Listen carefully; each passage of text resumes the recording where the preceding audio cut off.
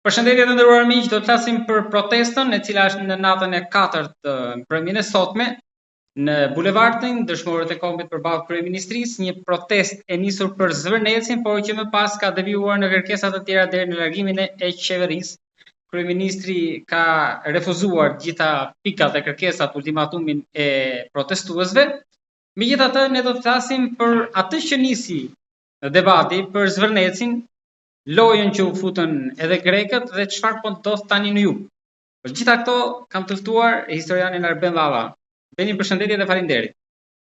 Përshëndetje. Zoti Dhalla, çfarë po ndodh në jug? Ne kemi folur në muajt e fundit në mjaft episode për skenarin grek, duart që kanë futur, planet e tyre aty pra gjatë gjithë kohës, por ndërkohë që na dolën që ka sipas tyre grek minoritar edhe në Zvërnec. Ju e njihni mjaft mirë jugun, historinë, por nuk ishim dëgjuar aty. Më pas rezultoi që ishin vëlle, por vëllejët tani dolën se janë grek. Çfarë po ndodh?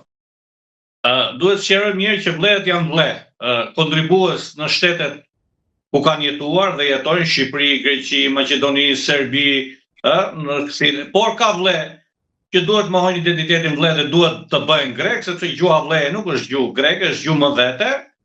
Ka vëlle që duhet të jenë shqiptar për kontributin që kanë dhënë, ka dhe vëlle që ti përkasin komunitetit me drejtar u mund që të njihen nga shteti shqiptar si pakicë kombëtare ku Greqia rreth parë nuk i njeh. Sa për Zvërnecin dhe Nartën, në vitin 2015 qeveria e Çipras aprovoi një ligj të njëanshëm, një vendim që Greqia ka pretendime të minoritetit grek në Zvërnec, në Nart, ishin shtuara 6 fshatra ose komuna, 2 komuna në Përmet, Polenën në Korçë dhe disa vende tjera në Korçë, domethënë ishin zgjeruar ai shumë. Por kjo është një vendim i një shteti tjetër, jo një marrëveshje e përbashkët midis dy shteteve. Kjo tregon që qeveritë greke, që nga 2015 e këtej kanë pasur me ligjet aprovuar të njëanshëm pretendimet për Nartën. Tani në Nart mund të ketë minoritar grek, që i themi ne grekofon apo pakicë kombëtare greke, si mund të ketë edhe bosnjaka, digjeuna, serba. Po ta janë 10 familje, 20. Kjo nuk do me thënë që ta jep eksklusivitetin. Ashtu si Elbasani ka rreth 50 familje minoritare të greke, apo 100 familje minoritet Maqedonës, po kjo nuk i jep të drejtën që Elbasani banohet nga grekët, apo tjera vjen nga Maqedonasit, pra duhet jemi pak. Por grekët kanë punuar prej muajsh për një skenar për të argëzuar zotin Rama nga qeveria për të bërë riciklimin, sepse ju mërzit Rama duke i shërbyer Greqisë dhe duan sjellin pushtet zotin Sali Berisha që t'i shërbej edhe ai me zell Greqisë në ndërtimin e 8000 varrezave të udhëtarëve grek që Berisha është ai që i ndërtovi, kufirin detar e tjerë. Ajo që ishte në Zvërnec, ishte një protestë e drejtë, një njeri ai Eduard Subashi që protestovi me të drejtë, por të keq përdorësh protestën dhe të japësh një kaje etnike tjetër, domethënë si një provokacion i shqiptarëve ndaj Greqisë, kjo nuk është e mirë.